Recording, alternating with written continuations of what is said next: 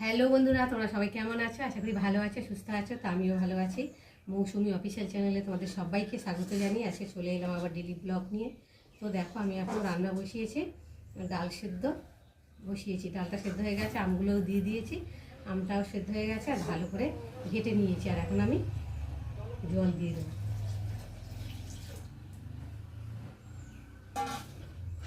দিয়ে ভালো করে নেড়ে দেবো।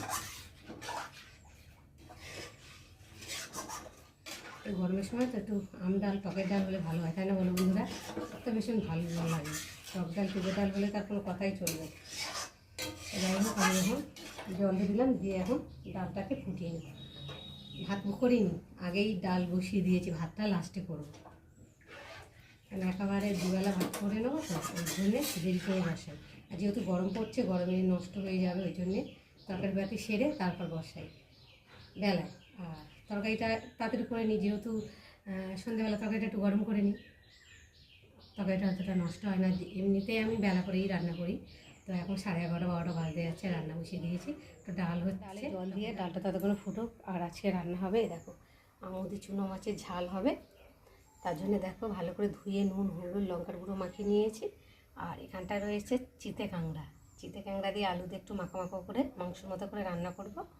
আর এখানটা সবজি কেটে নিয়েছি, সব রকম সবজি একটু একটু করে নিয়েছি, মাছের সাথে চচ্চড়ি করব।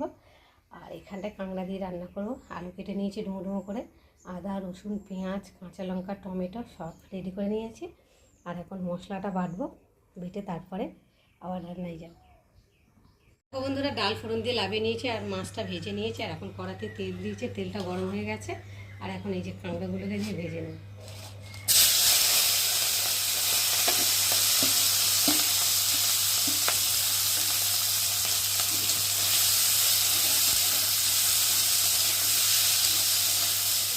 কাঁকড়াগুলো ভাজা ভাজা হয়ে গেছে।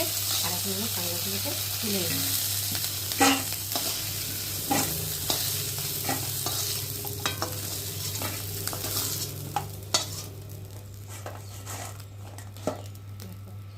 চলো এবার কড়াতে তেল দেবো।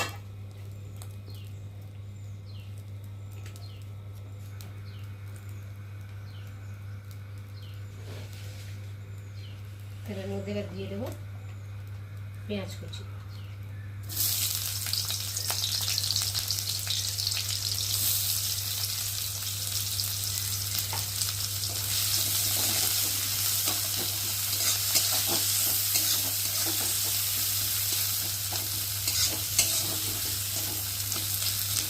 পেঁয়াজটা ভাজা ভাজা হচ্ছে, এবার দিয়ে দেবো কেটে রাখা আলু।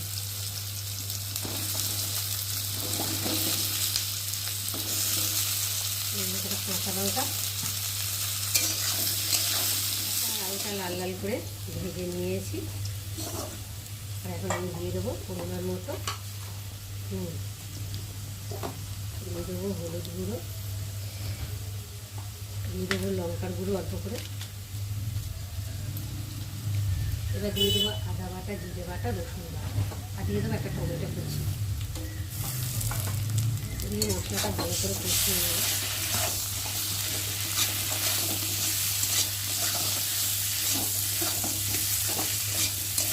মশলা কষাতে বসাতে এবার ভেজে রাখা কাঁকড়াটাকে দিয়ে দেবো, দিয়ে মশলার সাথে কাঁকড়াটাও ভালোভাবে কষিয়ে নেব।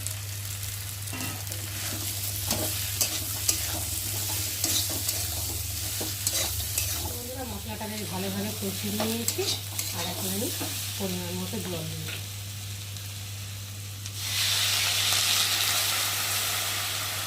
যেহেতু আমি কষা কষা করবো, তার জন্য বেশি জল দিলাম না, পরিমাণ মতো জল দিয়ে দিলাম।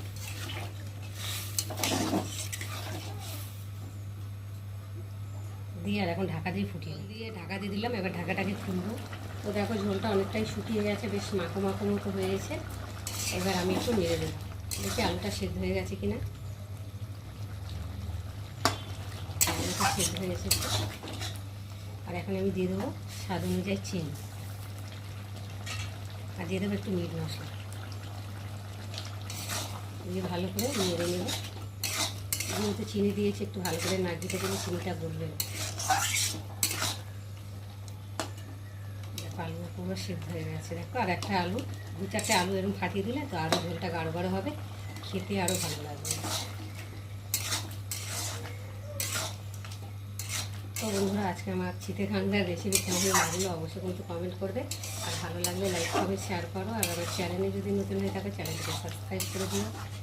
চলো আবার দেখা হবে তোমাদের সাথে পরের ব্লগে। ততক্ষণ তোমরা তোমাদের খেয়াল রাখো, তোমরা আমার চ্যানেলটাকে সাবস্ক্রাইব করতে থাকো আর আমি এদিকে ঢালতে থাকবো।